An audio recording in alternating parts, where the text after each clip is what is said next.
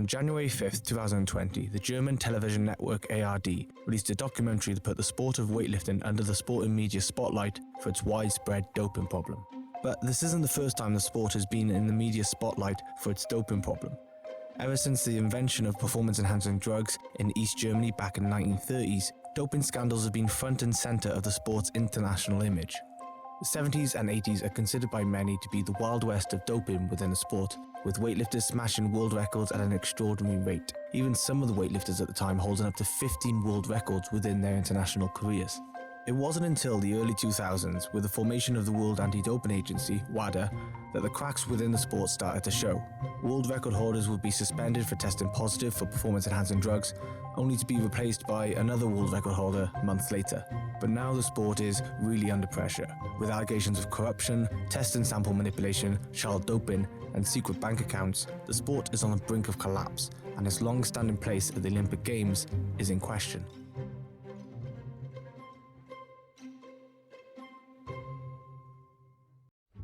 The current problems began on December 2014 when ARD aired a documentary on alleged doping abuse in Russia.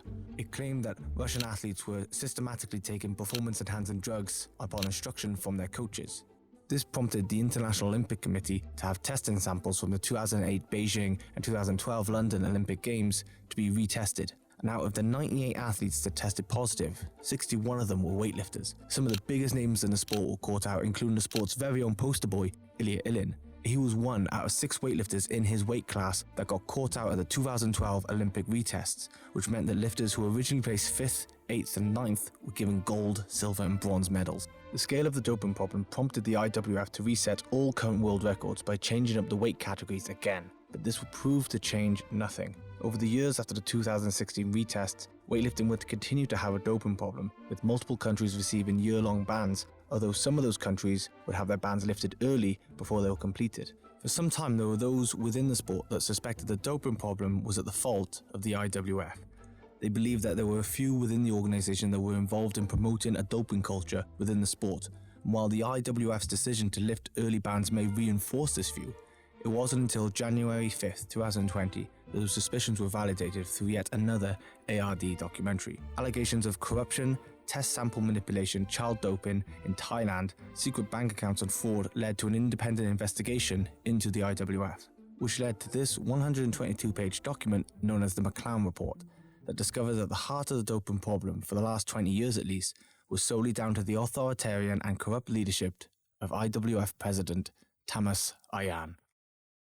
Ayan's corrupt leadership over the IWF is at the centre of the sport's current doping issue. Ayan used what the report described as a tyranny of cash to assert complete control over the IWF, being the only person with access to the organisation's main bank accounts and other secret bank accounts.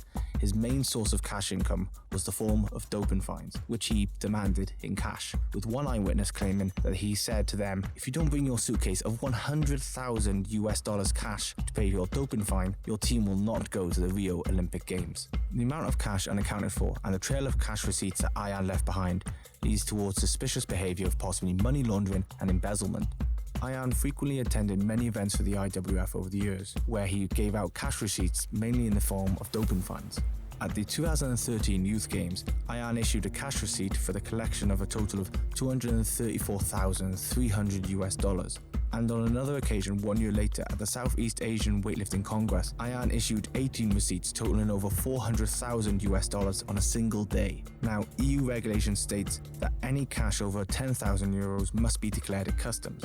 With the IWF headquarters in Hungary and the IWF bank accounts in Switzerland and London, and no evidence of any legitimate declarations, Ayan would have had to split the cash he collected between over 45 IWF staff members, none of which were identified during the investigation.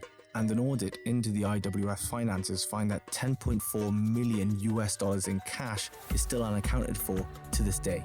Ayan used this cash to buy votes at presidential elections, and this is where the issue around weightlifting's doping problem really lies. Those who accepted Ayan's bribes would have received favourable treatment for doping violations. For example, there is the case of the Azuri weightlifter. He tested positive for turnable in 2013 European Championships. He then provided another positive test outside of competition 3 months later. Despite this, no action was taken. He then competed at the World Championships in Poland on October 20th and then competed again in Azerbaijan in December, where he won a gold medal. It wouldn't be until the 11th of April 2014, nearly a whole year later, that the IWF would eventually give the weightlifter a 2-year suspension. However, the suspension started on April 9th, 2013 and finished on April 9th, 2015. Effectively, the weightlifter only had to serve 1 year out of his 2-year suspension, and similar events like this happened with another 18 different athletes. Examples of nepotism and corruption with positive samples is rampant throughout the report. Investigators found that 252 cases between 2009 to 2014 were either deliberately hidden within the IWF servers, had no outcome at all, or had delayed outcomes, with the weightlifters being able to retain their medals that they had won after providing positive samples to testers.